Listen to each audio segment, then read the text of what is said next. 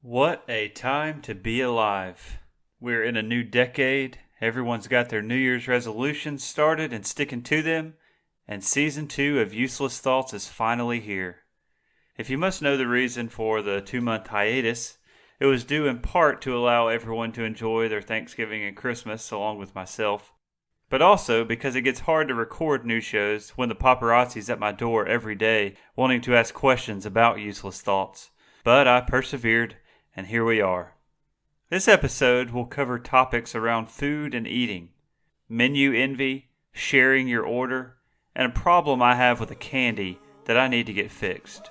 So please, drop all the small talk and join us on this journey as we seek to think on a higher level. Let's do this. Sitting on top of the world, I don't know if you heard. I'm living it up, yeah, I ain't gonna stop, and I can't hear a word. Good vibes up in the air, and I got plenty to share. So come pick it up, there's tons to be got, and I'm spreading it everywhere. So go a little up and let it run amok. I'm telling your friends it's time to let the good times roll. This is the Useless Thoughts Podcast, a place where no thought is too random and no topic is too pointless. Let's have some real conversation. I've got a big problem to fix, everyone. I thought I had a great idea in the season finale of Season 1. The issue discussed and brought up was how we wash the same clothes over and over because we keep grabbing clothes from the top of the hamper or basket so the clothes in the bottom don't get washed until you get completely caught up on laundry, which, as we all know, is an occurrence as rare as the first gas station pump that you pull up to actually being in service. So I suggested a system where the clothes would be fed out the bottom of the basket so that clothes were washed in the order that they were put there. And here's where I messed up. I called this my Pez dispenser laundry idea. I'll have you know that I was extremely proud of this idea and knew that it was just a matter of time before I made a fortune from it. Here's the only problem. Pez dispensers spit out candy from the top and not the bottom, which completely negates the clever name I had come up with. I know that listeners of this show are of the highest intellect, so I'm sure you all knew what I meant, but nevertheless, I'm embarrassed for myself, and you should mock me for at least a few days. But accept this apology now, because I won't apologize after I've made millions off this idea. Alright, so let's talk about menu envy. Maybe you've never heard this phrase before, but you know exactly what I'm talking about. Imagine you're out to eat somewhere and you're dialed in to what you want. You thought about it on the way to the restaurant. You scanned the menu after you sat down to find what you wanted, even looking at the other options to confirm that your final choice is the best one. You also even looked at the list of sides, so you're ready to rattle off your choice there, not allowing yourself to be like 97% of America and caught off guard by the waiter or waitress asking for your side choice, as if it's their first time ever ordering an entree. So now your order's complete, and you know that you've nailed it. You didn't even pay attention to what other people ordered, because what does it matter? All you cared about is what you ordered, as it should be, because that's what you're going to eat. At that moment in your head, everything went smoothly, you're at peace, and now you can just eat your bread, chips, or other appetizer as you await your feast. Little did you know, however, your date, spouse, friend, parent, child, or whoever else it is with you, did not order with as much confidence as you did. They suffered from paralysis by analysis and couldn't make a decision from having too many options. They eventually settled on something that sounded good to them, and they give off the vibe that they are excited about their order, so you are none the wiser to what is a looming issue. The food comes out and you actually listen for the waiter or waitress to say your order, so you can quickly throw up a hand and say right here to get the food in front of you as quick as possible. And once it's time to eat, you don't even look at anyone else's food, because what do you care? You didn't order anyone else's food. You ordered yours. But all of a sudden while eating, you look up and someone is staring at your plate. Might even be your spouse. Thinking nothing of it, you continue eating until you look up again and see that they are still staring at your plate. And then you hear those 8 tragic words. I wish I had ordered what you did. My friends, you might as well say goodbye to enjoying your food after this. There's no going back from this point. You either feel guilty for eating because they're jealous of what you have, or to ease your conscience, you finally cave in to the dreaded last resort: sharing. Sharing food is really the main issue that I want to bring to light for this episode. Now, don't get me wrong, sharing in general is a good thing. And even when it comes to food, if the sharing is where you've agreed to split something with someone to save money, or you're not as hungry, or for health reasons and to not eat as big of a portions, then so be it. Share a meal with someone, that's fine. But when both of you have the full menu at your disposal, sharing is not caring. When someone gets jealous of what you ordered, that starts the carousel around the table. Oh, can I try some of yours? Oh, I haven't had that in forever. Can I have just a small bite of yours? Oh, I thought about ordering it, but I decided not to. Do you mind if I have some? Oh, here, don't worry. You can taste some of my food that you didn't order because you don't like what I ordered. People, this is madness. If you have no limitations on the menu and you end up regretting your order, then just chalk that up as you having learned a life lesson. Don't drag those of us down that have our taste buds perfectly calibrated. Order what you want to eat, let other people order what they want to eat, and then everyone can eat exactly what they ordered. Sharing food at home, no problem. But when you're out to eat, let us all enjoy the meal that we ordered in peace. And more importantly, maybe this can be a wake-up call to you. It's finally time for you to pick out the one thing that you like at any given restaurant that you go to and order that every time you go there. If you suffer from menu envy, then consider this to be the prescription that cures your problem. All right, let's take a quick break to mention our sponsor for today's show. A big-time sponsor has joined us for this episode, and I hope you will welcome them with open arms as you've done for all of our supporters on this show. And today's episode is brought to you by all the people who tested food out a long time ago to let us know what was good, what was bad, and what might could poison or kill us. Imagine being the first person that saw an egg, cracked it open, and decided that it was something that needed to be eaten. And now we put eggs into every dish that's ever existed, even when we don't exactly know what the egg is even doing in the dish in the first place. But it's all due to the person that tested out eggs for us. What about the person that decided to drain hot water through some crushed beans to see if it was good hot drink to start their day? Essentially just created some dark water thinking, oh yeah, this will be a good start to the day. Would you have had the courage to be that person? I don't think so. Or how about the person that figured out the temperature that meats needed to be at before they were safe to eat? Now we can eat chicken, pork chops, steak, you name it.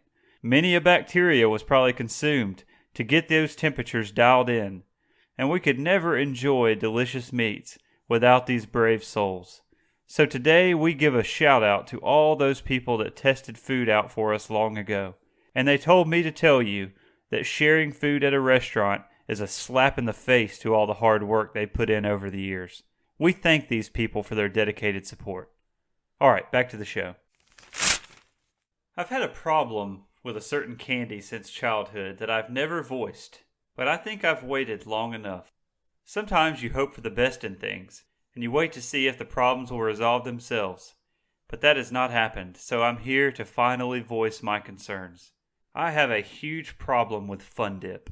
Now, my problem isn't with the candy itself. Fun Dip is an outstanding candy that I feel like is wrongfully characterized as a kid's treat when I think adults should be able to enjoy it as well, guilt-free. But Fun Dip has one huge problem. Why do they give us 3 flavors of powders but only 2 sticks? Am I supposed to know how to properly use 1.5 powders per stick? None of us can possibly know how to make these calculations on the fly as we're enjoying the candy, and the stick is the best part anyway, so most of us are biting into them too early, so by the time we get to the 3rd powder, we just have to chug it because we ran out of stick. Here's one solution, Fun Dip. Just give us 2 powders and 2 sticks. This saves you money and helps us to be able to assign 1 powder per stick as it should be. But if you really want to go above and beyond, give us 3 sticks. 3 powders, 3 sticks, and I can only imagine the joy that you will give your customers. I've made you aware of the problem, given you some solutions, and now it's time for the resolution. Let's give the people what they want, Fun Dip. Fix this. Alright, with that out of the way, let's move on to a topic for discussion that we had submitted by one of our listeners. A reminder that suggestions, comments, questions, feedback, criticism, all that can be sent to uselessthoughtspodcast@gmail.com. And yes, I know that email address is too long, and I know that Most of you probably won't take the time to do that, but if you do have an idea, please send it there.